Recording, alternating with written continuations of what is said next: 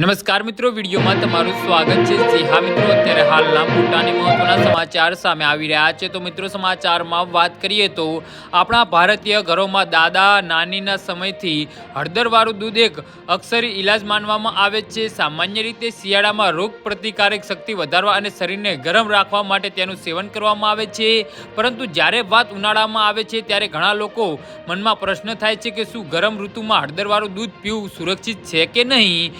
જી હા મિત્રો, હળદર અને દૂધનું મિશ્રણ એક સુપરફૂડ સામાન છે। દૂધમાં વિટામિન ડી, બી12 અને કેલ્શિયમ અને પ્રોટીન ભરપૂર માત્રામાં હોય છે, જે હાડકાં અને સ્નાયુને મજબૂત બનાવે છે। તો બીજી તરફ હળદરમાં રહેલું કર્ક્યુમિન નામનું તત્વ શક્તિશાળી એન્ટીઓક્સિડન્ટ અને બળતરા વિરોધી ગુણધર્મ ધરાવે છે। તો શ્રી બાલાજી એક્શન મેડિકલ ઇન્સ્ટિટ્યૂટના નિષ્ણાત ડોક્ટર અંકિત બસલના જણાવ્યા અનુસાર ઉનાળામાં હળદરવાળું દૂધ પીવું ખોટું નથી, પરંતુ તેની માત્રા પર ધ્યાન આપવું ખૂબ જ જરૂરી છે। હળદર અને દૂધ બંનેની તાસીર ગરમ હોવાથી તેનું વધુ પડતું સેવન શરીરને ગરમીમાં વધારો કરી શકે છે। જી હા મિત્રો, તો આના વિશે તમારું શું કહેવું છે તો નીચે અમારી કમેન્ટ બોક્સમાં જરૂરથી જણાવજો અને અમારી યુટ્યુબ ચેનલને સબસ્ક્રાઈબ કરવાની ભૂલતા નહીં। ધન્યવાદ।